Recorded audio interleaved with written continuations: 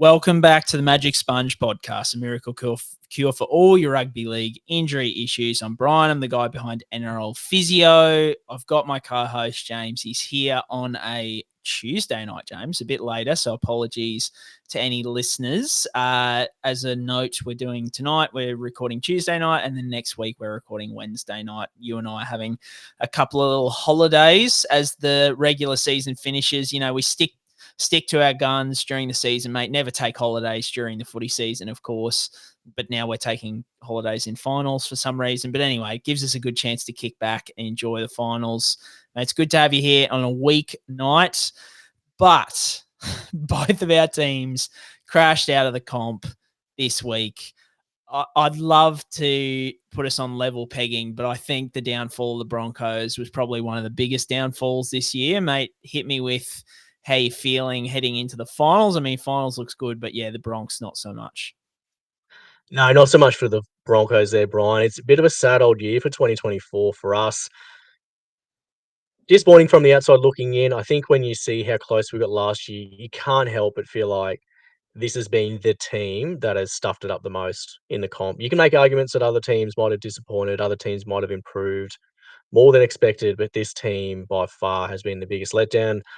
Interesting, Brian, that there hasn't been a lot of chat from the old boys. A lot of it's Adam Reynolds' fault. A lot of the players haven't aimed up. A lot of the players are carrying on too much.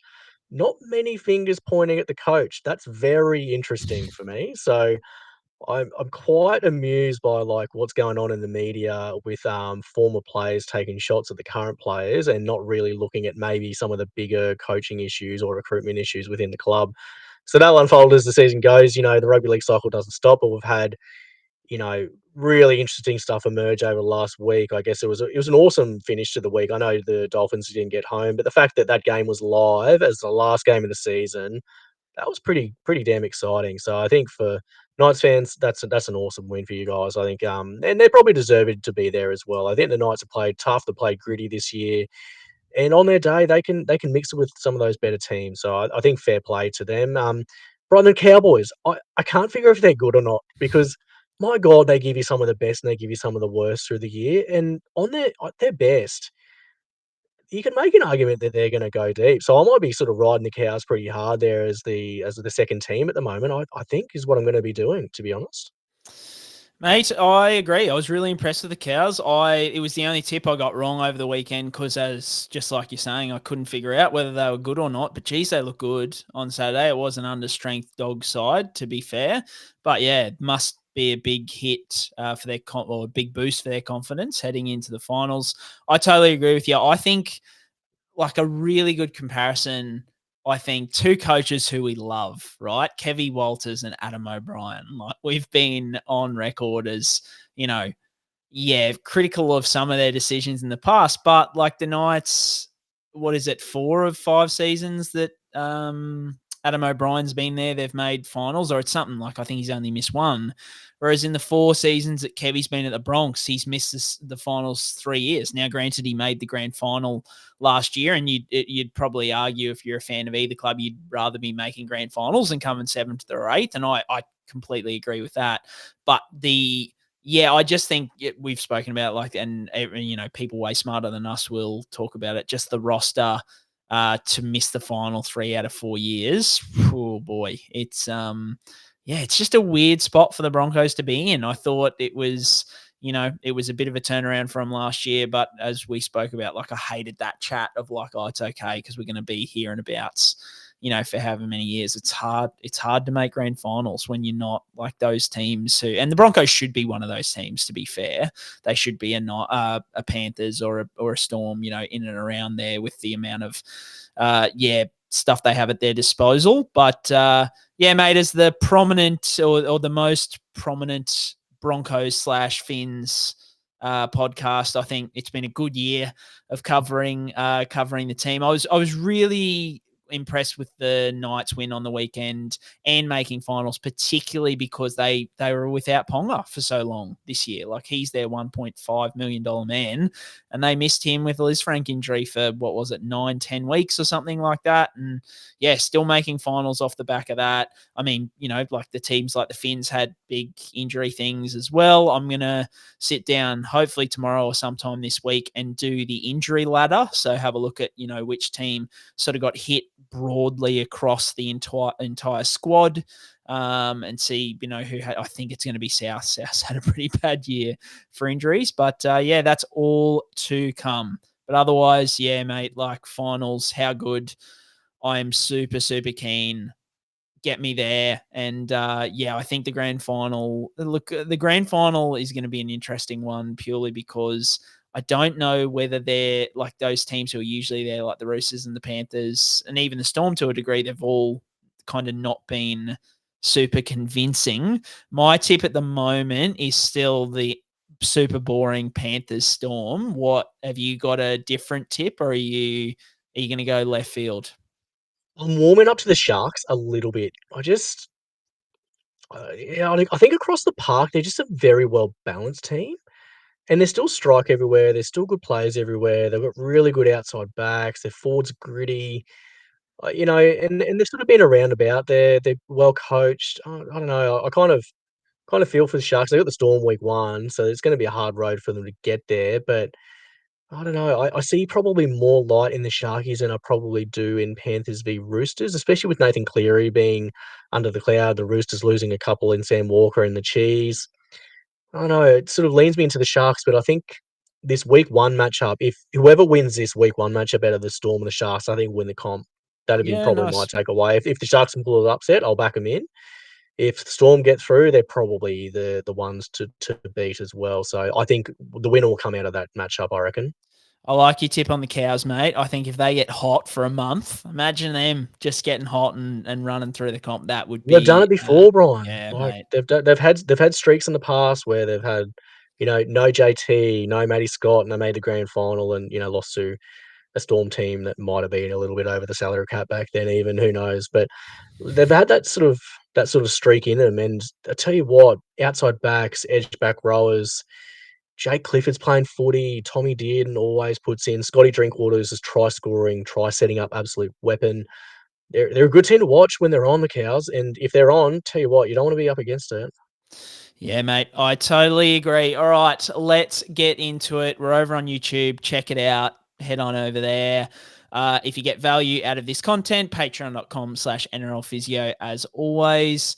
But otherwise, let's get into the injury wrap for round 27, brought to you by Pain Pod. Drug-free pain relief anyone can use, and use the promo code NRLP for 12% off any Pain Pod products. I don't know exactly what he's done. I would have thought it was an ankle, but I'm just guessing. He shouldn't be out for a long period of time. I mean, I'm no doctor. We have to wait for the scans, obviously, but that'd be more positive than negative. The end of the regular season is done, Brian, and we're going to start off here with just one HI out of this round, which is Del Salvaa from the Roosters. Any update here around him and expected time frame missing, Brian? Yeah, mate. Look, as far as I know, it's his first. It's his first concussion that we've seen in the NRL. He's only played a couple of games, I think, but it was a pretty clear one. Lost his balance, those kind of things. So yeah, he'll definitely miss this week. I don't think he was probably going to be picked with all the Roosters guys coming back. But if they need him from week 2, that's going to be more than likely. But yeah, just worth pointing out, this was the only failed HIA from the week, as far as I'm aware, unless there's some from the bottom 8 teams that we didn't find out about. But yeah, it looks like this was the only one from the week. So a good week for concussion heading into the finals. For sure. So first game here was an absolute pumping by the Storm, as they always give us up at Suncorp. Payne Haas was ruled out pre-game with that Lisfranc injury, and then out of the game, Sua Faalogo with a hamstring injury, Brian. This is a fairly concerning one for the Storm there. With, I guess, Pappenhausen with the injury risk and Sua Faalogo being the natural fullback replacement, we're probably looking at moderate grade hamstring by the look of things with how he left the field, do you reckon? Yeah, I think the Storm only said 2 to 3 weeks, which I would be surprised with. He felt a pop in his hammy, so I think he'd be lucky. I'd say prelim at best would be my thoughts. Like I think if they need him next weekend, I think that's a long or a tall order to have him back next week, and then it's just the re-injury risk. Like obviously with finals, you take more risks, and I mean if Paps goes down, he's far and away probably their best option. But in saying that, Grant Anderson, when he's played this year, mate, like there's a guy Yeah, he's had a who, good year. oh mate, I just didn't think much of Grant Anderson heading into this year, and he's been fantastic for them. He has been playing on the end of a red hot Melbourne Storm backline, but yeah, I thought he's been really good. So potentially he could go to the centres, and Nick Meaney could go to fullback or something like that. So they still do have options there. They're just not as attractive as a Ryan Paps or a Faalogo. So I just think prelim's probably the best case scenario for him, but even then that re-injury risk is going to be quite high. Payne Haas with the Lisfranc, mate. I mean, he's obviously going for surgery after coming back. We spoke about it last week. He blew all our expectations out of the water, playing like 76 minutes, coming back 2 to 3 weeks after, I think it was 3-4 weeks after injuring his midfoot, his Lisfranc ligament.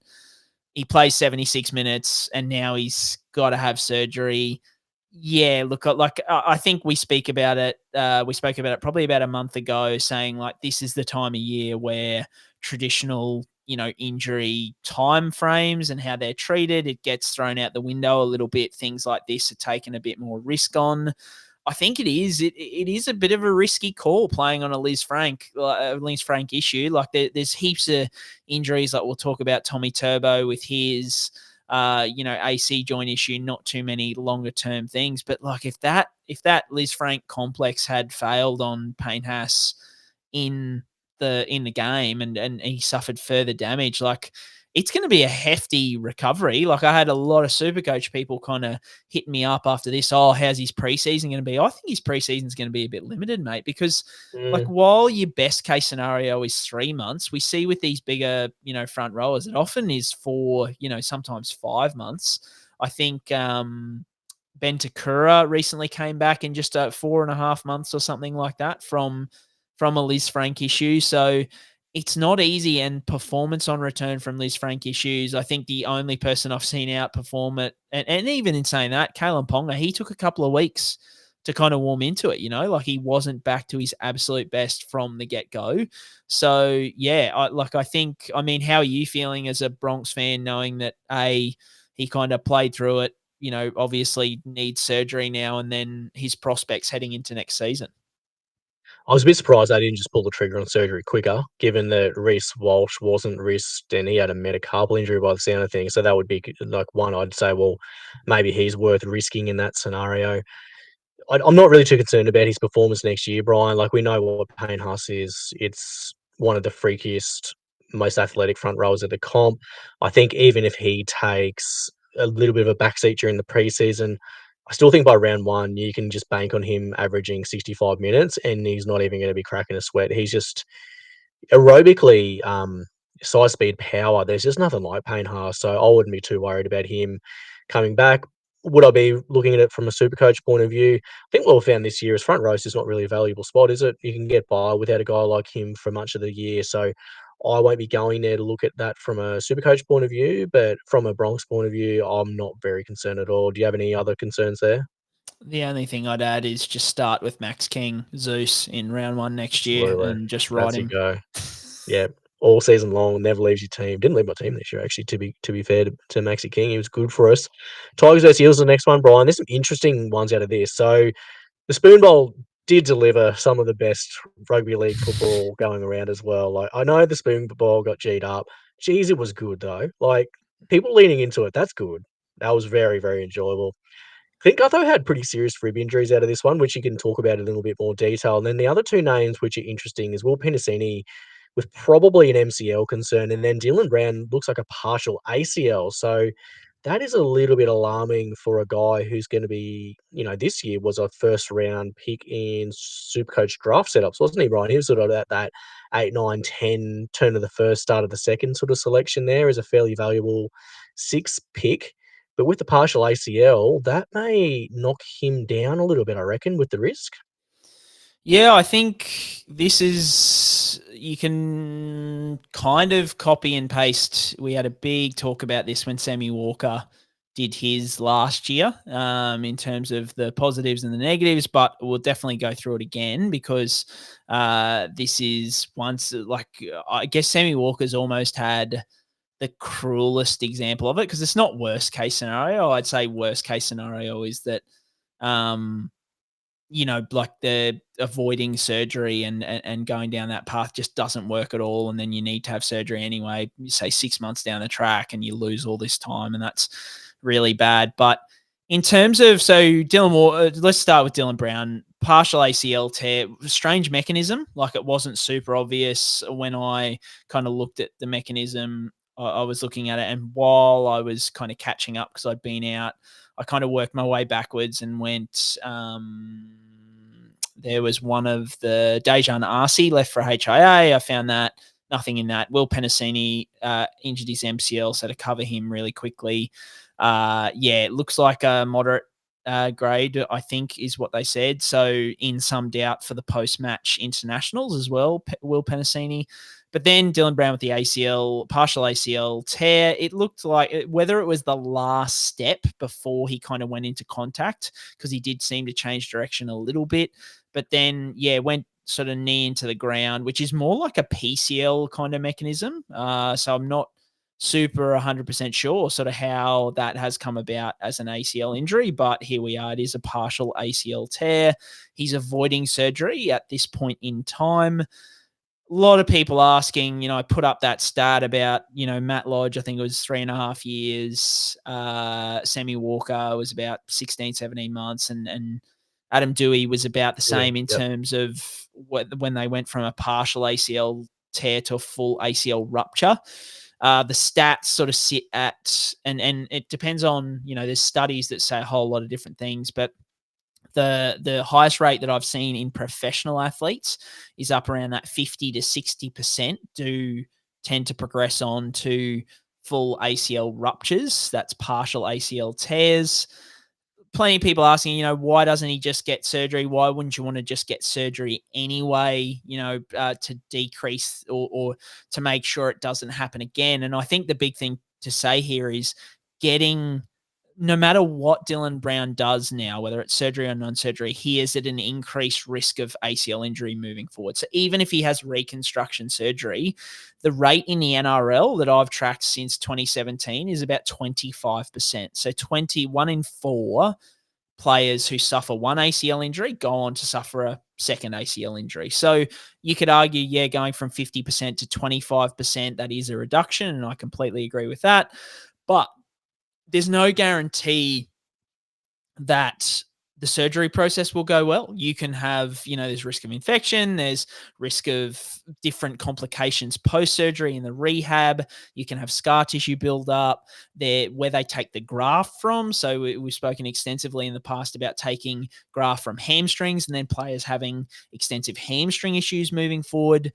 Just getting surgery in itself increases risk of early onset osteoarthritis down the track. So it's not as simple as I think people just think you can kind of get this surgery and all the worries will go away. And there's just no guarantee that a 9 to 12 month rehab process will go super well. Like we see it a lot in the NRL where it does, but I guess a lot of the time we only just see them run back out on the field. You don't know the trials and tribulations and the problems that these players have gone throughout that rehab process. So it's definitely not a straightforward decision. I think unless And certainly the way I approach it with a lot of my athletes is if there's a partial ACL tear, it's assessing the stability of that knee and seeing the functional stability over time with rehab. So let's give rehab a period of, 8 to 10 weeks, see how it goes in that time. Is there persistent pain? Have they lost range of movement that they can't get back?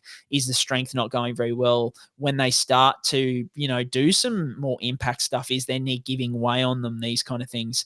If those kind of things happen, then yeah, like you're pretty certain that surgery is required because that's not a functional knee post ACL. But if you do 8 to 10 weeks of rehab, which is what Dylan Brown is planning to do at this point in time, and the knee as a whole is functioning really well, let's look at Sam Walker as a perfect example. His knee was obviously fantastic because look at his performance. He absolutely killed it for the Roosters this year. He was fantastic. Even though he has suffered an ACL injury, I would not consider that a poor decision to not get him surgery because, yes, there was that one movement where he landed and he's ruptured it, and that's not good. But part of that, yes, he was at an increased risk of that, but part of that is a bit of bad luck too. Like it's not all just, oh yeah, you were an increased risk. He could have gone another 2 or 3 years and not had a problem. He could have gone the rest of his career and not had a problem. So it's all about balancing these risks. I don't think it's as straightforward as a decision as just getting surgery and hoping for the best. And to be honest with you, there's no guarantee even at this point in time that he won't need immediate surgery before returning next year because his rehab process could go poorly in the meantime. James, for a SuperCoach perspective, I'll throw to you. What are you thinking in terms of like, let's look at SuperCoach Classic and SuperCoach Draft. Would he be someone who, let's say he gets through the summer, doesn't need surgery, all the reports are he's going well. Do you approach him like thinking that he's going to, be a good buy heading into 2025, or where are you at with him?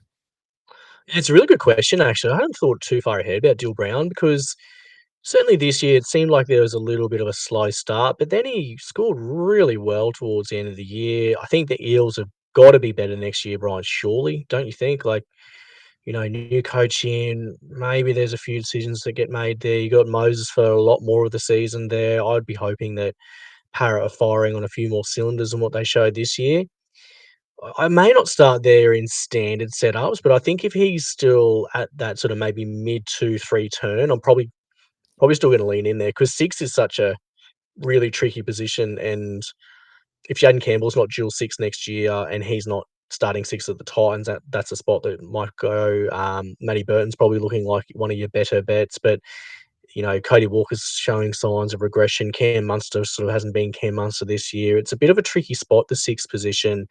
I don't think Maxi Platt's going to be a dual 6. Lockie Galvin's obviously had a great year for the Tigers, an outstanding year. But can he back it up again? And you're taking someone from the Tigers. He's not going to be basement level price either. So a lot of questions at the 6th spot for SuperCoach. I still think might be other options there, but in draft setups, I think he's one of the better six spots to have, to be fair. I don't know. Do you have any other progressions on thoughts there? Yeah, like I'm not super in on him, like just because I'd want to see how he comes back from it. Is he super confident on it? Like usually you wouldn't expect too many performance implications, especially off the back of having the whole off season to build his performance, build his confidence in his knee. So you would expect him to return relatively well. And my biggest thing is, and we talk about this with Tommy Turbo, with Kalen Ponga, we tend to put the re-injury risk aside for a lot of these guys because of the upside. And while I wouldn't be taking Dylan Brown in the first round like he was this year, if he's there like late 2, early 3, as you say, in a draft setup, absolutely smash it because like the upside there is quite so high. Like he still has first round upside. It's just that increased injury risk. But even saying like up to 50 to 60% progress to full ruptures, they don't all happen in the first season back. Like we've got 2 examples there, but there are other players. I think it was Kelma Tuolangi is one who I didn't use. So he had a partial tear and, played out the rest of his career without a rupture. I'm sure there's others, if I looked into it, who have, played out their entire career and not had an issue. So the main concern is that re-injury risk and early on, like just seeing how his confidence is off that leg? Does he step off it as well? Those kind of things. So from a classic perspective, I don't think I'd be chasing that at that point in time. But from a draft perspective, I'd be happy to. And then, the Clint Gutherson one with apparently he's playing with 3 broken ribs. To be fair, I went to Getty Images and saw the last image of him there is him coming off the field with his shirt off after the game. And mate, he has a phone book strapped to the left side of his ribs. So he obviously did have something there. Whether it's 3 fractures, I think people ask, like, is that even possible? Yeah, like if they're small little cracks, like whether it's a fracture versus like a rib cartilage issue, they're both just like really painful and just, need some really good needles and some really good padding. There's probably a little bit of mayo or a little bit of salt and pepper on top of that story from Trent Barrett. But look, like it just shows you once again, I know people like to hate on Gutho and that dive that he did was absolutely abhorrent. So I totally agree with that. But look, like you cannot question, like you can say that dive was crappy and you can say he whinges at refs. But you can, if you're a level-headed person, you can also say it's super, super impressive what he has done and what plenty of players do week in and week out and playing through these things because they love footy and they love their clubs. And that's at the end of the day, that's why we follow, part of why we follow footy is because of that gladiatorial component of it. I had a different take on the dive, Brian. I was all about it. And if I was a para fan, what a I shocker. would have been lapping that up. I mean, lean into it. Like, if you're a para fan and Gutho is able to milk that and get that penalty, I am cheering the hardest and really letting people know that there's a lot of mayo on that and a bit of seasoning. And that's all good. Like, that's gamesmanship. That's what the game's about. This is not... We're not doing sportsmanship here, Brian. This is professional footy. This is win at all costs, take no prisoners. See you next Tuesday if you need to. Get the win. I don't deal anything except W's. That's what we need. We need more people like that. So I'm going to shout out to Gutho here from the Magic Sponge. I was a big fan. Keep that stuff up, Gutho. I am all about it. We're going to move forward to the Rabbitohs versus Roosters, Brian. So out of this one, Dom Young was ruled out pre-game with a calf injury. He's been named this week for the Roosters, so it doesn't sound like anything serious, does it? No, like there is a little bit of injuries there, but and because he's obviously a speedster, he's going to put that calf under pretty heavy load. But the fact that he had the week off makes me a lot more confident about it. So yeah, a little bit of elevated injury risk there. Something to keep an eye on as the final series goes on. But not super concerned. Yeah, there's a few sort of stacking up for Dom Young this year, so I think it's a good point you make there about the soft tissue injury risk, not only calf but hamstring as well there for Dom Young. Raiders versus Dragons here. This was a belter of a game, but no injuries are reported out of this one. So we're going to move forward to the Bulldogs versus Cowboys, which is another cracker of a game. And out of this one, Jordan McLean is probably friend of the show areas by now. We could nearly tattoo him onto our arm to lame him every week with a soft tissue injury. Hamstring's been listed this week, so we can probably Control-C, Control-V for Jordan McLean as we do every week. He's been named for the Cowboys as well, interestingly. And the other one was Jacob Kiraz from the Bulldogs with a shoulder burner injury. He's been named as well for the Dogs as it stands on Tuesday night.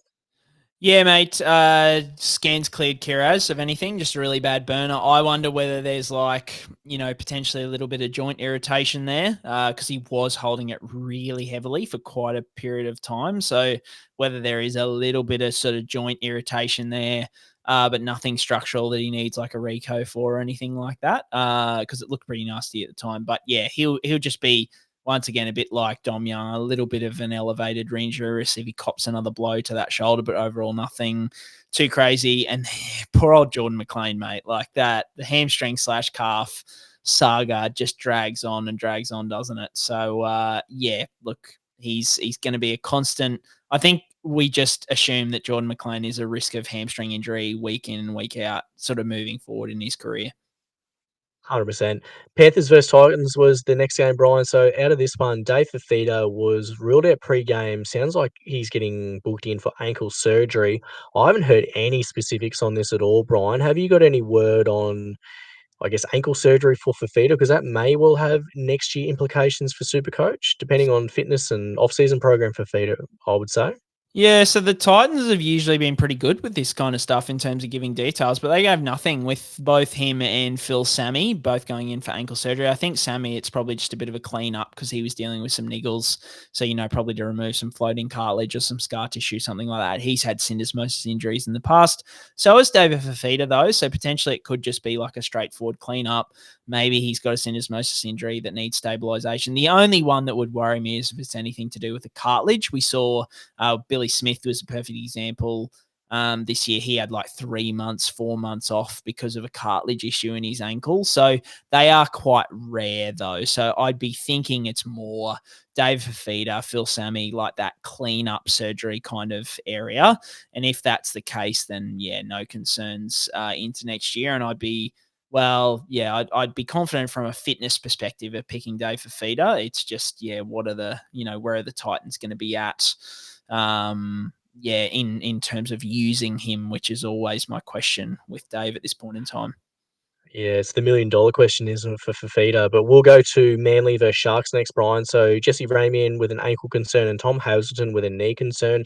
Both of them are named for the Sharks as it stands just here that I can see. Oh, no, sorry. Actually, Tom Hazelton isn't named, I don't think. I can't see him there Extended. listed for the Extended. Sharkies. He's extended, right, actually. Any updates about those two, actually, in addition?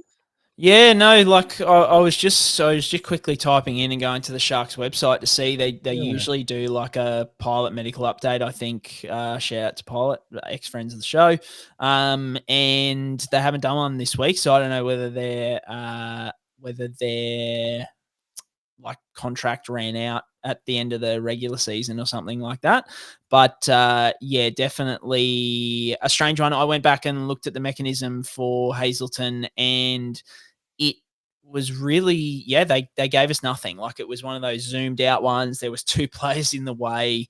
It did look like potentially he just copped a knock and his knee ducked in. So whether it's like a minor MCL injury potentially, but I'd love to give more there, but there's just been nothing. There was no sort of replays of the injury at the time.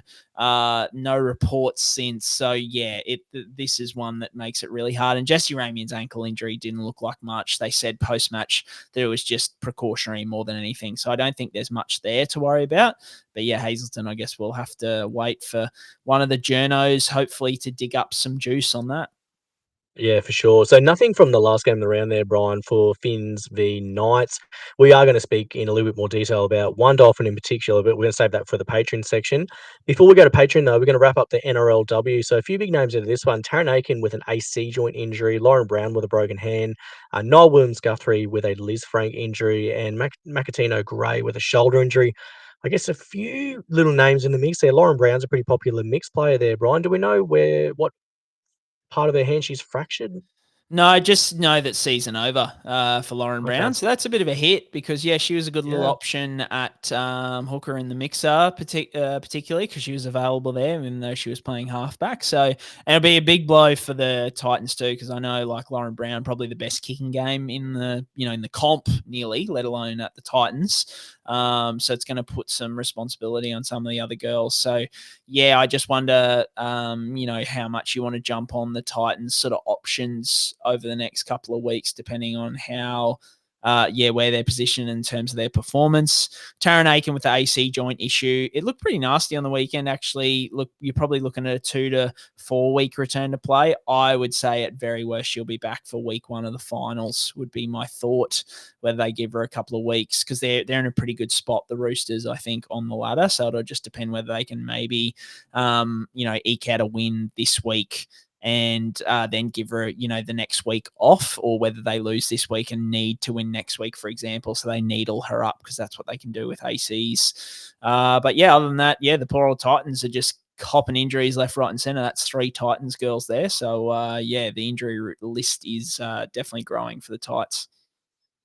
Yeah, for sure, mate. All right. Any other things to wrap up there, Brian, or we can go straight into Patreon? So let's go to Patreon, patreon.com/NRL Physio. If you want to get these questions answered each week, we're going to get to these. Not too many tonight, Brian, but a few very, very interesting ones. Dare I say it, a little bit of spice in this section as well. So we'll start off with one that is of, I guess, physio nerd reference, quite an interesting one about Tom Flegler of the Dolphins. So sounding like for his brachial plexus injury, they're going to do nerve transplant surgery, which again sounds like quite major surgery. I guess the patient question asks here, what are his chances are that he will need to retire? And Brian, I will say straight off the grate, I don't really know prognostically what this is going to look like for Tom Flegler, because it's just something is incredibly rare in an athletic population that we just don't see with nerve like transplant surgery, isn't it? Yeah, I think if you want to fast forward through my incoming rant, which I always seem to have with these kind of topics, the overall too long didn't read is that I don't even think the Finns know at this point in time. Genuinely, like like his surgeon would be confident, obviously, but it's such a rare injury, it's such a rare surgery. I will say what the wording that they've used and is nerve transfer surgery rather than Sorry, not transplant, transplant. My which bad. is like, I know doesn't sound like much, but they're two. There are a few ways you can approach this, right? So you can try and kind of stitch the nerve back together if it's torn. You can stitch the nerve back together, which is nerve repair. You can have nerve transplant, which is where you take a piece of nerve from elsewhere. You remove the damaged bit of nerve from his shoulder and you take that piece of nerve and put it in and stitch it all up together. So that's a nerve transplant surgery, whereas nerve transfer surgery, which is probably the most interesting of all three, I feel, because what they actually do is they take, so effectively what has happened is one of the nerves that runs down through Tom's, and more than likely one nerve that runs down through Tom's shoulder, through his neck, down through his trap and into his shoulder, one of those nerves just isn't firing all that well. So it's causing pain, it's causing weakness. So what they effectively want to try and do is get that signal firing again adequately. There must be damage to that nerve that's not letting those signals get through very well. So in nerve transfer surgery, what they do is they take a nerve that supplies another, let's say, non-imperative muscle. So a muscle, let's say, for example, Tom's muscle that is being affected is his deltoid muscle, which is one of the biggest muscles in the shoulder. They will take a nerve that supplies, say, a rib muscle, like an intercostal or something that's in between the ribs. So something that's not as vital. They will take that healthy nerve and they will literally kind of just move it so that it connects to. So from the neck, they will cut it off down near the rib and they will bring that end up to the nerve that goes to the deltoid and reattach it in there. So the signal that usually goes down to that rib is now traveling through that nerve into the deltoid to help him out in that respect. So, I mean, the biggest thing to say there is that it sounds like a pretty magic surgery, but the thing is, it is a major surgery. I think I had a real problem with it when they first were talking about it all the way back, of being like, oh, but if all else fails, he can just get this really awesome nerve transfer surgery and he'll be sweet. And I'm like, that just isn't the way to talk about a surgery like that. Like, even this career-saving surgery, like that almost gives the inference that it's a guarantee that it's going to save his career, because the question is, what's the chance he will need to retire? Mate, it's like, it could be as much as a coin flip. Like, it could be 50-50. It could be 80-20. It's not zero, I think, is the point. And it's probably not even 10%. Like, there is some chance there that he will have to retire. I've done a lot of sort of research on this, because when stuff like this pops up, I've never had to deal with a nerve transfer surgery myself. So you go to the literature, right? You try and find, past cases. There's not much out there, and particularly in professionals, contact sport athletes. I did find one paper from 2009, which looked at 81 patients over a period of 95 to 2005. So my argument would be is that the results from this, surely the results are better by now, because this is almost, it's 20 years ago. 5 years on. 25 years on. Surely the surgery has improved, the techniques have improved, the rehab has improved to the point where the results are better than this one. But in this one, for example, it was 90% of patients got recovery in elbow flexion and shoulder abduction. So that's moving the shoulder. So 90% got adequate return of that. And 60% got elbow extension. So by what I've heard, Tom Flegler's not dealing with any issues in his elbow. So if you go back to that 90%, 90% of patients got good return of movement in their shoulder, for example. But I think the key to point out there is like those patients were probably just looking to function day to day. They were probably just looking to be able to put their shirt on, hang the washing up, do all these things. Like Tom Flegler is looking to play National Rugby League football, which is such a high level. So the level that this surgery has to work is so much higher than these kind of things, because like there's a very good chance that Tom Flegler's functioning pretty well day to day. I mean, a lot of his interviews have been like, yeah, like it's super frustrating because I can do most things at the gym to 100%. There's just certain things where it gets a bit sore or it's a bit unstable or whatever. So yeah, I think it's just such a wide range. And that's why since the start, we've been talking about like, while it's rare, these injuries can result in players not coming back. The one player who has had a nerve transfer surgery was Simon Dwyer as an NRL level. But once again, we talk about Simon Dwyer is the worst of the worst case, because he didn't just have one nerve that was kind of damaged. He had multiple nerves that were torn off his spinal cord. So that is just a whole, like the fact that the nerve transfer surgery didn't bring back his arm function is not an indication of how it works in rugby league players in terms of Tom Flegler, because Tom's that nerve is still intact. It's just not quite firing enough. So that is, a muscle strain versus a muscle rupture. They're two totally different things. So yeah, long way to say it's very uncertain, but I think the thing here is just as sad as it is that it could potentially be the end of Flegler's career at this point in time. So we hope that everything that I've read, even though there's not a lot of studies out there, a lot of anecdotal stuff, and we hate anecdotal stuff as evidence, but yeah, a lot of anecdotal stuff of a few athletes who have done well with it. The one that we found from a professional standpoint, although it's in the leg, was there was a linebacker from the Seattle Seahawks who he had foot drop. His name's Ben Burr-Kirven, if anyone wants to look him up. So he had a nerve injury in his leg secondary to an ACL injury. So he had an ACL injury that damaged a nerve. He couldn't pick his foot up. The nerve was damaged so badly. So he had nerve transfer surgery, and he's doing really, really well. So obviously that's down the leg, so a little bit different. But yeah, there can be success stories. But yeah, mate, this is, I mean, I've been talking about it for almost 10 minutes because it's just super interesting. It's a topic that, while super, super sad for Tom Flegler, it's something that we haven't faced in the NRL before. So it's quite unique. And I'm sure, I haven't even asked you, have you, ever seen this in your practice before?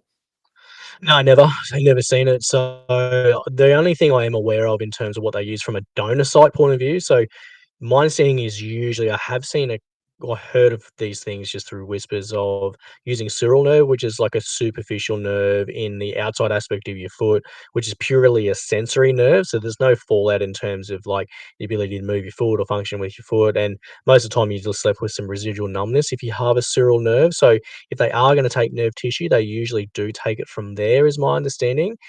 I guess the big things is I'm not really too sure what the surgical procedure is going to involve, Brien.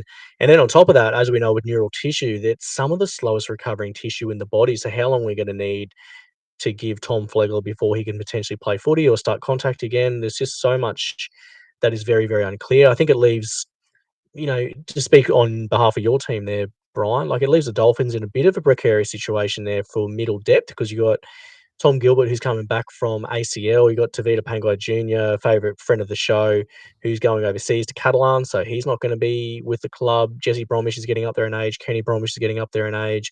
You're probably getting Felice Kafusi in the middle there for a little bit of time. He's getting up there in age. So it all sounds a little bit tricky with the Finns in terms of what they do with their front row rotation next year. I guess Yeah, I'm not too sure how that's going to look and shake out. I guess Jared Wallace isn't going to be re-signed. Mark Nichols is he retiring this year as well, Brian? I think, because No, on I think top of he's that, coming back around. he's going Yeah, he's around. coming back around, yep. So there's a lot of question marks in there for middle minutes. Against Maxi Plath is probably going to be your 80-minute guy at 13, but then you're going to need some other guys to chip around that. That's just the way NRL is, and you're going to need depth there because it's a position that's vital in this competition. But, I guess for Tom Flegler moving forward, I hope the surgery is as successful as possible, and I hope that he can see good recovery. Even if that's to the point where he doesn't play NRL again, that he has no impact from this in his day-to-day life. But yeah, I wonder what might be available there from a Finn's point of view, especially with salary cap dispensation. Like, part of me feels like this is a bit of an unknown. Like, it's not a medical retirement, but if the Finn said, look, really, we need to give Tom at least 12 more months off, what does it look like for salary cap relief? I don't know. I don't know what that sort of looks like there. There's a few sort of little ripples and permutations there with that. But an interesting scenario nonetheless, Brian. I think we've talked a fair bit about Flegler. Any other things you want to add in quickly? Yeah. You jogged in my mind and shows how much we're on the same page. I can't remember, I apologize to whoever this is, whether it was in a comment or a message to me about a player who I think played cup and got a similar surgery for the foot drop in the femoral nerve the fibular nerve. And he was saying that he spoke to Craig Fitzgibbon, who had the same surgery. Right. And what jogged me was what you said, is that apparently Fitzy said to him, yeah, my surgery went well. I just played the rest of my career with a numb foot. Okay. So obviously they used that sural nerve. Sural nerve as a graft site. Yeah, Okay. as the graft site for him. So there's an example, I don't know, like that's DM / Instagram comment source. So, that could be a horrible one. But I'll say that, I did get a message about that. So potentially Craig Fitzgibbon, there's an example of someone who has had successful nerve transfer surgery in the NRL. Yeah, well, that'd be something, wouldn't it? We'll move on to the next question, Brian, because this is another thing in itself. So we could probably get on our soapbox as well for this one. But question for Patreon is how does the NRL go against 3 specialists clearing Latrell Mitchell to play for the Bunnies? And I think the comment they made is that there's some legal issues there. I guess what we might do to start off with, I guess for people that aren't across the Latrell Mitchell situation, Brian, do you want to just outline, I guess, the time frame to start off with, and then I guess we can just go back and forth giving our opinions on the state of play and the nuance around what's going on here. I'm happy to sort of do a few drive-bys here if need be. Oh, mate, that's why I've got you on the show. Effectively, Latrell injured his midfoot. His Lisfranc had a Lisfranc injury. Oh, look, I want to say it was early, like late teens, early O's, somewhere around round 20, give or take a few weeks. They said he'd miss 3 to 4 weeks and then he would potentially be back. But then there was obviously the photo scandal where he was photographed with a powder. And then Ben Hornby came out and said, after that came out, but before the punishment had been handed down, that Latrell won't be back this year because he missed some weeks of conditioning with sickness. And Hornby said, well, obviously he can't get that conditioning back with, so few weeks left in the season, so he won't be back this year. Then the NRL has come out and said it's a 1-match suspension, but it's to be served when Latrell is fit to play, was the caveat that they put on it. Latrell and South have then gone to 3 specialists to, write clearance letters to say Latrell is fit to play. The NRL has not taken that as gospel. They have said he needs to do a fitness test. And here we are that Latrell is going to serve that round 1 next year. So that's the brief timeline. The thing that I'll say about this is both sides could not have stuffed this up harder, I don't think, if they tried. The smart thing here to do would have just been to either just get Latrell to serve the suspension this year.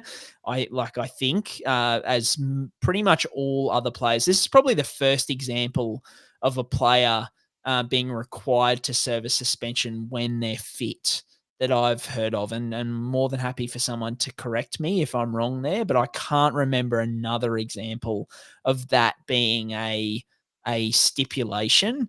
But after it being a stipulation, I think for South to kind of go, yeah, he's out for the season because of conditioning issues and blah, blah, blah. Like, I don't blame them for trying, but I heard a lot of people, and particularly South fans, say, "Oh, but Hornby said the same thing about Ty Munro, and then he came back later in the season." But at the end of the day, like, there was a lot of time that had passed between them ruling Ty Munro out for the season and then bringing him back. With Latrell, like in 2 weeks, I think it was like 9 or 10 days between when he said it and when they tried to, effectively say he was going to be fit. Like, he hasn't got that fitness that he lost in the 2 weeks back in 9 days. Like, that hasn't happened. He hadn't been pictured, doing anything at training. So, like, it was obvious that they were trying to, get, which, as I said, look, I don't blame them, but they still, it was absolute clusterfuck of like on both sides. It just didn't go down well. So I think the question that I wanted to talk about in terms of, I had a lot of questions, people worrying about or like trying to bring up legal issues. So saying like, can the specialists like legally go at the NRL for not taking their word as gospel? I think the key thing or the concept for people to understand here, without going in, spending too long, I'll let you sort of rant about both sides because I know you've got some good takes. I just want to talk about like this clearance to play. Clearance to play is an opinion. It's not a fact. So you can be the preeminent specialist, the top specialist in whatever it be, whether, for Latrell, it would have been feet. So it could have been the specialist who is the best specialist in Australia at feet. But then you could go to 3 others and they could have a different opinion on Latrell's fitness, because there's not some machine that you can put Latrell on or any player on and say, oh yes, he's 0%, re-injury risk, or he's 10% or whatever he is. It's an opinion. It's an educated opinion because they base it on testing and all that kind of stuff. But you could put 10 specialists in a room, and especially with something like this, where, how many people would have cleared Cooper Cronk to play in the grand final? It only took 1, but I can guarantee if you put Cooper Cronk in front of 100 specialists, what do you reckon? Like 85, 90 probably would have said, no, he's not cleared to play. So it's like this whole thing of like, oh, but 3 specialists said it. That's not legally binding. That's like, I'm sure the NRL could have gone out and got 3 specialists themselves who said, no, Latrell's not fit to play. He was pictured on the bike at training. He wasn't out on the field running around. His head coach had said 9 days earlier that he was out for the season. He wasn't going to return. They had more than enough evidence, albeit, as I said, a ridiculous notion to impose like fitness on a suspended player. But just talking from a practical standpoint in terms of this whole clearance thing, they had more than enough in their wheelhouse that they don't have to take the specialist's word as gospel if they don't want to. So yeah, I think that is the main thing I wanted to get across, was that like someone clearing a player to play, it's based on risk versus reward. How likely is it that the Souths wanted Latrell to risk a further injury to his Lisfranc ligament complex by coming back and playing a meaningless round 27 match? Those specialists obviously said yes, that the South did want to take that risk. The NRL have gone, no, that, like, you don't want to take that risk. And that's something outside of like physical capability. So yeah, I mean, look, I'll pass over to you before I get on my soapbox too much. But I think that the whole legal thing, and like someone was saying, can they sue them and all this kind of stuff? It's all opinion-based stuff, and it's very easy for somebody to have different opinions based on, a whole bunch of different factors. Yeah, and the NRL is the governing body here as well, Brian. So we're not in like a legal, laws and things like that framework. It's a whole different thing into itself. It's an employer based thing. And I think the other thing we need to consider as well, there's precedent with Taylor May, where he served his suspension the year following by the NRL. So there is precedent for this. There is precedent to pushing it back. But I firstly want to say that I will put my biases up front here and say I'm a mega Latrell fan. I am all about Latrell Mitchell. I love what he's about.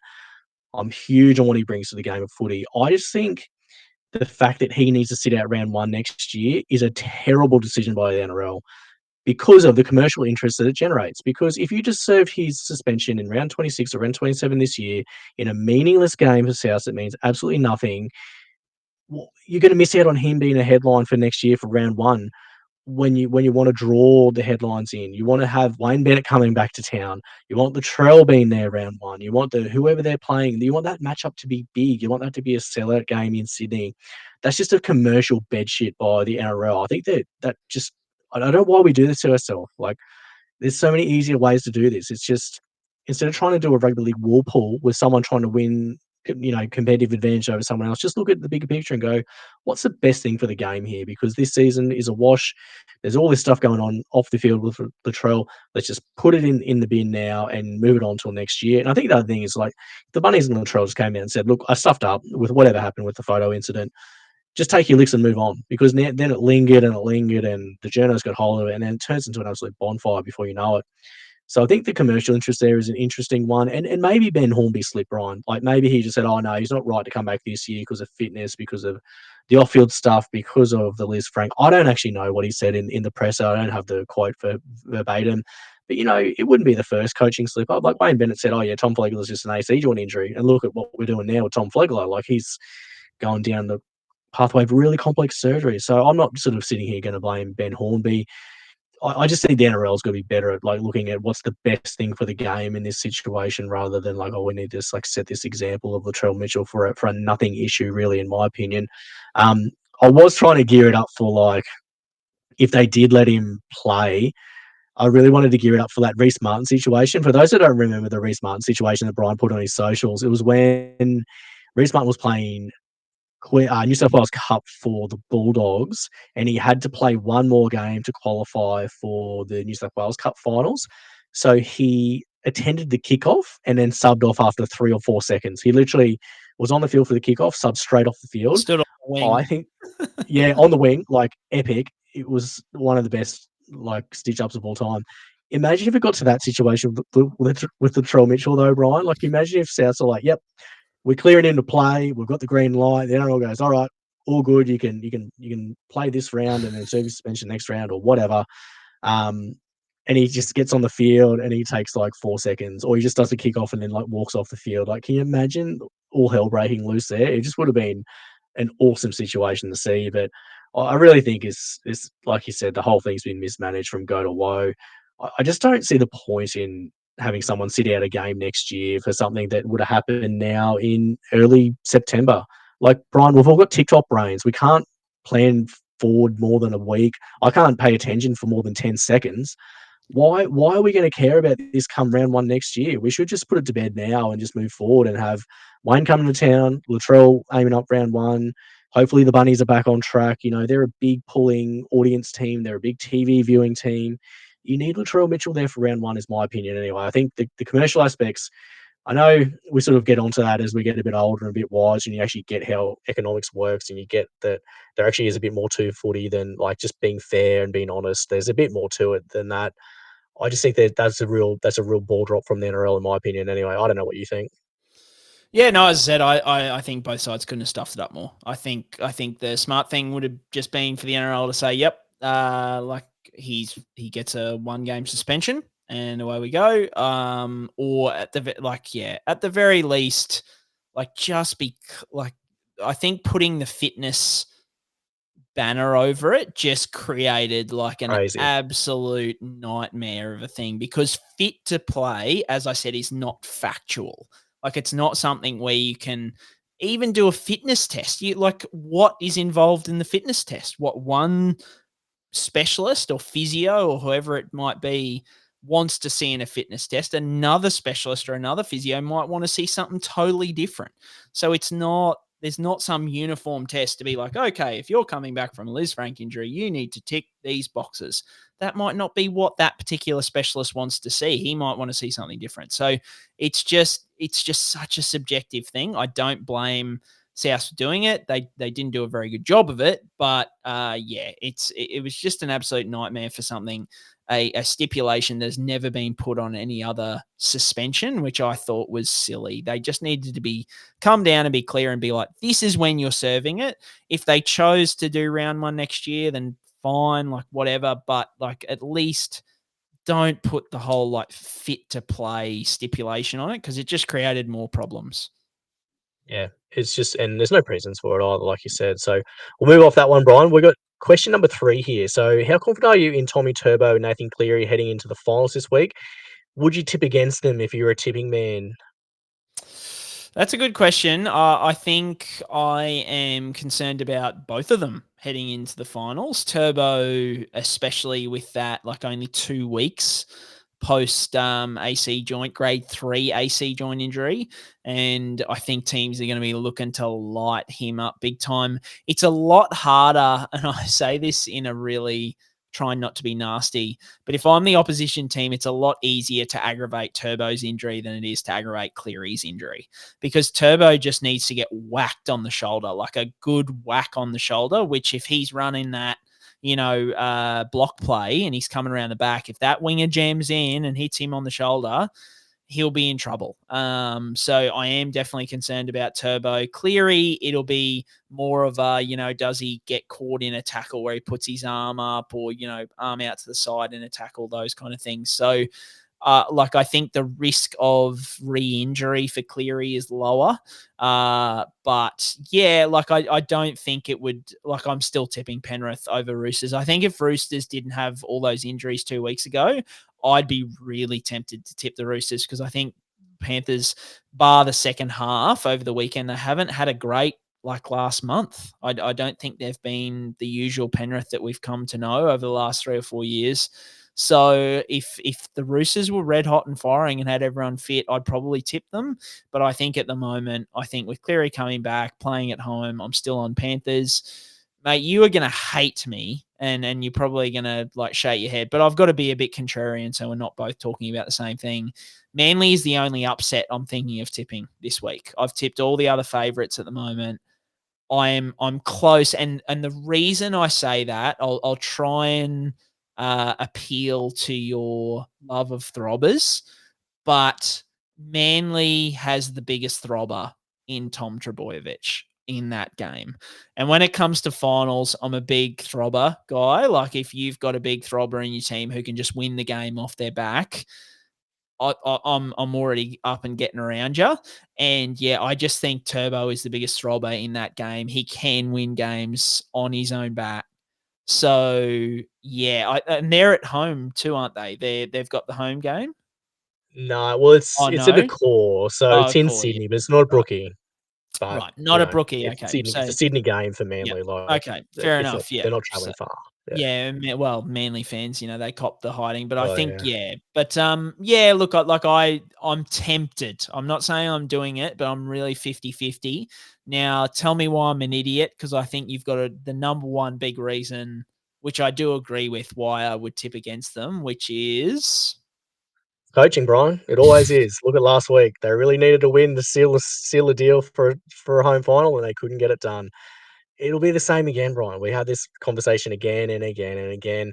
The other thing, I think the Bulldogs are going to be much improved. I think you got Matt Burton back. He is the heartbeat of that team. He makes things happen. He's special as well. I would argue, in terms of guys who throb, he doesn't throb as hard as Tommy Turbo, but my God, between him and Stephen Crichton, and when you look at them on paper, I think the Bulldogs have got a better team on paper. I really do. I think they've shown way more this year. They've leaked a bit defensively the last couple of weeks, but I think if you put Matt Burton back into this lineup, I think you'll see a much different team. You also got Luke Brooks, who is playing his first finals game. I think there's ways you can get at the Manly outside backs.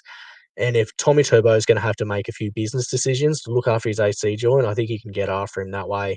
I'd be leaning strongly into the Bulldogs. I think the Sharks are the upset chance, to be fair. I think if any team can get it done against Melbourne down in Melbourne, I think the Sharks are the best shot. And, they've got a lot to prove. Like, they've been bounced out of the finals the last 2 or 3 years, probably 3 years, I think. And, there's a few guys in there that have plenty to prove. But the Sharks are a pretty good team across the park. I think, again, Ramien and Irio can get at Howard and Nick Meaney. I think that's a way that the Sharks can really get this done. They've got the forwards that can grind. They've got pretty good positional matchup in the spine spots as well. I don't mind the Sharks for the upset here. That would be my thinking, but Manly is an absolute no-go zone for me on the tip. So if they win, fair play to them. I'm never going to tip them. I can't really go and tip the Roosters, I don't think. I just think they're missing a bit too much with Walker and the Cheese. So I think even with Cleary, maybe not at his best, I'm still not going against Penrith, to be honest. I am a little bit surprised they brought him back for this round, I must say. I thought they might have given him the extra week, but, I guess getting him through this game, getting the week off into must-win footy might be their thinking. As we said last week or the week before on the sponge, you can never guess what Ivan Cleary is going to do with his team. I don't really know if this is going to be how they line up come game time anyway. I guess there's, Schneider on extended, Dane Laurie on extended. It'll be interesting to see what they line up like for this Friday night's game, isn't it, Brian? So that'll be a watch and wait for Penrith. Any other things about Manly and the Panthers there, Brian? I think we've rattled off a fair bit there. Lastly, any updates on Tino, how he's doing with his ACL recovery down at the Gold Coast? He injured his ACL in what round was that, Brian? It was around 6 or 7, wasn't it? It was early. Three, I think. Was 2 it or 3? 3. Far Yeah, out. it's That pretty was early. So, yeah, look, forever ago. Yeah. all the reports are he's going really well, which is good. I think he's back doing plenty of running and those kind of things. So, yeah, I think he'll have most of the off-season to kind of build his fitness and performance. I'm pretty confident about him going into next year. I know a lot of guys we talk about needing to get back or wait till their second season back before they're back to their best. But I think this is going to be another Paddy Carrigan situation or close to it, where he's going to have a lot of the offseason to build his performance. Tino is a superhuman athlete. Like, I'm pretty confident in him. Like, I'm in a keeper league, for example, in a draft. I ended up with Latrell and Kalen Ponga. So they're both definitely being kept. But my other 2 options were Sammy Walker or Tino. And I think now I was going to go Sammy Walker before he suffered his injury, but I think now it's an easy Tino pick because like Sammy's probably going to be out till like round 9 or 10, and potentially I can get him, in the draft. Like, I don't think people are going to reach too high for him, being out till round 9 or 10. So, yeah, like I'm pretty confident in Tino going into early next year. As our SuperCoach guy, mate, are you kind of the same? Are you be pretty confident sort of going with Tino early next season? Yeah, it would be. I don't know how high I go in draft, Brian. I think probably round 4 would be as early as I go, just given the front row, as we've seen this year, you can get by without those guys headlining your front row forward position. I guess between Tino, Haas and AFB, like they're worth decent high clips, but probably not before sort of end of 3, early 4 would be where I go there. Would I start with him in standard setups? Oh, I don't think so. I think I'd probably spend my money at 7 and 1 if I had to spend my money somewhere, or centre wing, because when you look at the highest averaging positions this year, centre wing dominates this year. So I think you've got to spend your money there rather than front row forward. But it'll definitely be one that you want to aim to get into your team. Maybe even after the origin period is usually when he starts to heat up. So that'll be probably the way I go around it. But yeah, when you look at the overall averaging players, it's fullback heavy, it's half heavy, it's centre wing heavy. So I don't think you can really make an argument there for Tino in the front row. Like, Adam Fanua is the highest averaging front rower there at 72 on the season, and he's the 20th or say the 19th highest averaging player this year, with a couple of outliers in there as well. So yeah, I wouldn't go that way from a SuperCoach point of view, but mate, keen to see him in a maroon jersey next year. That is for sure, because we need him after what we did in Game 3 in Brisbane. That was bad for us. Mate, I know you said there's not an argument. I will make an argument purely because I just opened up the SuperCoach app. Now, there's going to be some SuperCoach aficionados who tell me I'm dumb here, so I apologize if I am. But I'm pretty sure like injury discounts don't go the other direction, in that Tino averaged 47 this year. So am I right in saying that his price next year would be based on a 47 average, or will they bump up his price because they're like, oh, that was injury affected, he's actually better than that? I don't like, I've seen it come the other, like where it goes down a little bit, but like, mate, if he's priced at a 47 average going into the start of next year, he'll be 100% owned. Yeah, like like I think classic wise, you have to. I didn't realize he was that low. I think because the game that he suffered it in, he only played 2 games, round 1 and 3, because they had the bye in round 2. So he had That's right. 64 in round one and scored 30 in round two. So, mate, 47 average. And once again, I know with prices with Supercoach, it's like if you've only played 2 games, it's like a little bit, you have to have like 3 or more games or something. So, yeah, if there's any Supercoach people out there listening who know how it works, let me know. I probably haven't followed it that much, that closely because, up until recent years, we've been mostly draft guys anyway. But, yeah, I mean, if he's a 47, I'm smashing, and I'm sure many people are. Mate, speaking of Supercoach, we're all finished. Round 27's done. Unfortunately, you and I did not quite win the $50,000. We gave it a red hot shake, though. Hit me with your finish to the year. We'll just go through a few, like, give me a good move and a bad move. We'll go more deeply into those at the end of season awards, and we'll talk about our best moves and our worst moves for sure. But yeah, tell us how you finished up and how you felt about the year as a whole. Fade out to finish, Brian. So 11.94 to wrap up the season. Obviously, lots of fun, lots of lessons to take away, as there always is after Supercoach. So 9,333 overall for me. So started bad. So I started at 98,000 after week 1. I scored 776, would you believe? So I sort of clawed my way back into it. But then from round 17, I was about 6,500 and I couldn't make any ground till round 27. So I stayed between 6,500 and 7,500 for 10 rounds until the final round where I dropped another 2,000 spots. So weird. I was just like making trades, trying to bring people in, and I just wasn't moving position. I don't know. It must have just been because the guys up top were just so far ahead, or maybe just teams had so much cash generated. Maybe everyone had very similar setups. But I was really surprised that I either didn't tumble heaps or didn't gain heaps. I just sort of stagnated for 10 weeks, and I was like, I don't know how to turn this around. But in terms of misses for the year, like my biggest miss this year was like after that first week where I scored 776, I blew up my team to bring in Payne Haas in week 2, and then he had that knee injury with surgery that we never heard what actually happened there and missed the next 6 weeks. So I actually blew up my team for that to bring him in. I had to blow up my team to take him back out and boost my way into that as well. So that really cooked me early doors.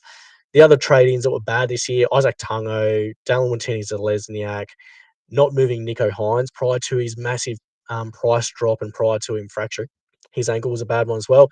I also didn't stick with Tommy Talau, Brian. I traded him out when he was like, I think mid-3s, and he topped out at 696,000, average 54 for the season, and that was a breakout we all saw coming on the sponge. What were we doing? We didn't have enough faith in our selections there. So sadly for Tommy Talau, I'm very apologetic to Tommy. I'll have to bring him in next year at a better price and ride him a bit harder for the season. And I missed a lot of players, Brian. Like when I look back, I'd never owned Tedesco, and he had a huge season this year. I didn't have Tyron Wishart, Jack Bostock, Maxi Plath, Blaze Talangi, Zach Lomax, Adam Fanor-Blake, Eli Katoa, and I didn't have Dylan Edwards when he was ripping there either. So, yeah, I had a lot of players and I know you can't have them all, but when you look at those guys there, they carried a lot of teams for many, many weeks there. So they were all guys I missed out on massively. So when I look back, instead of blowing up your team for a front rower, you're better off blowing up your team for an outside back that can make a bit more of a difference there. Particularly, like you look at Teddy and Edwards there, like, man, Tedesco finished the season so strong. I just didn't see him scoring as consistently well as he scored. Given that he played Origin 1, and I thought, he might score okay, but he was exceptional. He was like pretty much the highest averaging player, wasn't he? When you look at it, apart from an outlier or two here or there, he was really quite unbelievable when I was rotating through, like Ponga and Turbo and Trey Fuller there for a little bit there were probably the only guys that saw the fullback spot for me. So Tedesco, not bringing him in, big miss, really big miss. But I did enjoy some missionary with Isaiah Yeo this year, and that was quite enjoyable to finish off the season rather than looping into Val Holmes and getting some reverse cowgirl. I rode missionary home with Isaiah, so thanks for that, Isaiah Yeo. A lot of fun. Yeah, mate. My lesson for next year, 1000%, is reverse cowgirl whenever you can. Like I just think all times. Yeah, I just think you need to go with those high upside options. And that's like my biggest regret. Well, in saying that, I tried to go high upside with Isaac Tungo, and that's my biggest mistake of the year. $684,000 I bought him at, and I'll never see any of that money ever again. But yeah, just high upside, guys, I think is the way to go moving forward. I scored 1381, so I had a really good finish the last couple of weeks. Captain Ponga, no trades left since round 22. Like I ran out of trades in round 22 and I was at 2,212. and I finished at 2,453. So yeah, the lack of trades didn't really hurt me. It was actually the thing that hurt me the most was poor trades. Like I think I said at the time, I think Angus Crichton kind of came back to help me out towards the end there a few weeks, but like going Max Plath to Angus Crichton cost me like 300 points or something over a 3-week span. Not bringing in Tommy Turbo, mate, when we both sat here on the show and said, great, like buy coverage, all that kind of stuff. We were all about him and we didn't follow our own advice. That cost me a mozza of points as well. And probably the one a bit similar to you with Tommy Talau, mate. I sold Kiraz in round 3. He was my boy. He was my injury by the year this year. Sold him in round 3 and never brought him back. That's something that I'll regret. So whoever we go with for the injury by the year next year, I think I have to stick to it. I stuck to Dewey last year, so I think I had a bit of PTSD. So thankfully, as I said, I had Kiraz in a lot of draft leagues, which helped. Best trades of the year was Max Plath. When I first bought him in, not trading him out. When I first bought him in, I bought him at like bottom dollar and rode him all the way. And it was good to have a Finn in the team doing well. And then Tyron Wishart, I think, was the other one. I got him at basement price and just rode him all the way through. And that really helped me, mate. Well, and as I said, we'll talk about our goods and bads about SuperCoach in the post-season awards. Mate, I want to talk all about the mixer this week because I think I'm doubly as good well, not quite doubly, just under doubly as good a bloke as you. Hit me with your score and what your plans are for next week. 332 this week, so not a great one. I thought the Panthers would smoke the Titans in NRL, but I was wrong about that. So I had a loaded team with that result in mind. So I had Lauren Brown, Georgia Hale boosted, Livia Koenig, Jerome Luai boosted, Paul Adamotti, and Talon Ponga. So not a great score, but again, I was trying to lean into the Panthers to shoot for the stars there, even though I really should have backed the Broncos in for a massive bed shit. What was I thinking, Brian? I had the rose-coloured glasses on as a Broncos fan. I didn't want to believe it, even though it was definitely true. Plans for this week. So Tegan Berry at fullback versus the Tigers is one in the NRLW. Olivia Koenig's hard to lead out, but maybe Romy Teitzel as a point of difference versus the Sharks as a Broncos fan. Like, Brian, since Gail Broughton came back in round 3, they've won 5 in a row, the Broncos, and they look unstoppable. Like, she's just getting the ball at 6 and just zinging it left, zinging it right, getting it to their centres and their wingers who are striking everywhere. The Broncos look bloody unstoppable in NRLW. Like, after the first 2 rounds, I was like, my God, we're going to win the spoon. Then Gail Broughton came back, and they just haven't looked like losing. It's been unbelievable, their turnaround, just off the back of her playmaking at the 6th position, which has been really interesting. In terms of the NRL players for the mixer, probably Storm and Cows players. I think they've probably got the most attacking upside of the teams to the left, Brian. So I'll probably look to try and get a few combinations going there for Melbourne and Cows players, I reckon. What are your plans for the mixer? And, mate, big score this week. Missed out on the Chockies, but, geez, you were right in amongst it, that's for sure. Mate, I scored more in the mixer this week than my 2 previous weeks combined. So I scored 658. So huge score. I thought I was in for sure. I think it's the top 4 or 5 get a prize. I messaged you and said I'd prefer 3rd or 4th because I think 3rd was $100 Bundy shop voucher and 4th was $50, whereas the other 2 are like NRL shop. And I'm like, yeah, give me the contra from Bundy. That'd be the good stuff. But came 9th with 658. I went back and checked that no one has scored. I think the highest score for the year so far was 600 through all the other rounds. And now we've got like all these people over 600. Over 650. I think the winning score is 690. So I was like, far out, man. So I had Harry Grant, Isaiah Yeo, Olivia Koenig, Jerome Hughes boosted, Kelly boosted, and then Berry. And I've said this once on the show before, but I think I'm going to run that exact combo back again. I think I'm a bit different to you in that I think the Storm will play well down where they are. I think Hughes, Dally M, he's just on absolute fire. I can't go away from him at the moment. Like the temptation is go back to Cleary. But yeah, I just think Jerome Hughes is absolutely braining it at the moment. Harry Grant is like the only thing is I did notice that the Sharks have got a pretty light on bench. Like they've got Dan Atkinson and Sifa Talakai on the bench. And if it stays that way, like McInnes could be a sneaky little, because he'll get big minutes, sneaky little hooker pick. But I think at hooker, like Harry Grant is like head and shoulders the option at the moment. Missionary Isaiah Yeo is just killing it. So yeah, I might run it back with that. before we go, mate, I do want to say I saw a photo of the captains at the NRL finals launch. And I want to know from you, I just scanning through Isaiah Yeo, a big socks up guy. Kalen Ponga, big socks down guy. There was a couple other guys. So I'm like, do you think that there is a higher percentage of missionary socks up and reverse cowgirl socks down? Like there's a lot of socks down in the NRL these days, don't get me wrong. But like the ones who I saw with the socks up were Isaiah Yeo, Daly Cherry Evans, and Tom from halfback from the Cowboys. Why am I forgetting this? Well, Tommy Dearden. Yeah, Tommy Dearden. He's So they were the a socks up three. operator for sure. And they're the socks up operators. So I'm thinking like the straighty 180 guys, the missionary guys, they're all socks up. Whereas, like the guys who are out there, socks down. I'm just throwing it out there, mate. I'm just throwing it out there. I like it. I like your thinking. I really like your thinking. I know. Well, Val Holmes is notoriously a socks down operator as well, as we've seen for the Cowboys, where socks low, kicks the ball straight, scores a million tries. Doesn't rate defense at the moment this year, but that doesn't matter when we're talking Supercoach points, apart from when he's lining out for Queensland. But yeah, I'm happy to look at even the girls set up here. There's a few socks up and a few socks down there. You might be onto something though, yeah, Brian. mate. I think it's something. I think we need to study this. Yeah. There's got to be a correlation there between socks up and socks down and your proclivities, I think. We might have to look into that more. We're not kink shaming, how much of a throbber you are, I think. Like, are you just a straighty 180 who bangs out like 50 to 60 Supercoach points week in and week out?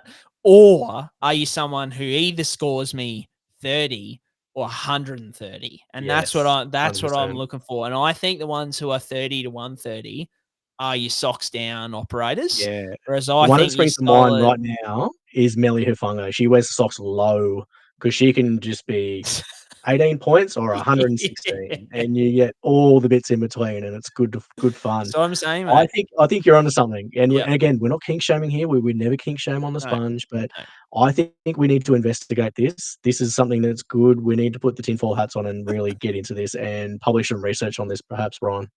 I love it. There's the eye test, I think it is, does boot watch, I think, on Twitter. Yes, we need to do socks watch. Socks up, socks down watch. I think we need to get on it. Anyway, guys, that's a wrap. It's been a good pod. We had a bit extra time tonight. But if you like the pod, give us a recommend to a friend. If you want more info like this, patreon.com/NRL Physio. But otherwise, enjoy the finals. Like, this is as you said, the best time of year. We had NFL Monday on Monday, which is friggin' awesome. I love that being back. I did 1 million drafts and I'm not regretting one of them. I love it. And now we've got finals, James. So there's no better time of year. How good.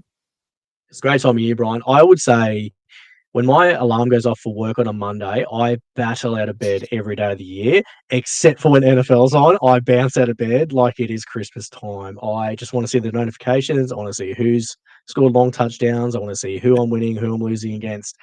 It's a great time of year, but then the footy just gets so good this time of year. We say it every year, and it's always that good. It's very enjoyable.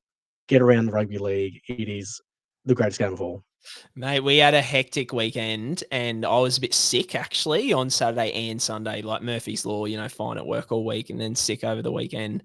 And it was just hectic and we didn't get to walk the dogs. And Beck, my wife, said to me on Sunday night, we haven't got to walk the dogs. And I said, you play the good bloke card. And I'm like, darling, it's fine. I'll set my alarm 45 minutes early and I'll take the dogs for a walk. It's okay. Mate, I could not have gotten up quicker. Headphones in, KO on, and I just walked the dogs while I watched NFL Monday. And it was the best thing. Come back. Beck's like, oh, thank you so much for doing that. And I'm like, look, darling, it's like, I know I did. I'll do it every Monday. Sure. But I'm like, I'm happy to take that sacrifice for the, for I'm the good guy here. Yeah. So, completely understand that. But otherwise, guys, enjoy the footy, both NFL and NRL, and up the mighty, mighty Redcliffe Dolphins.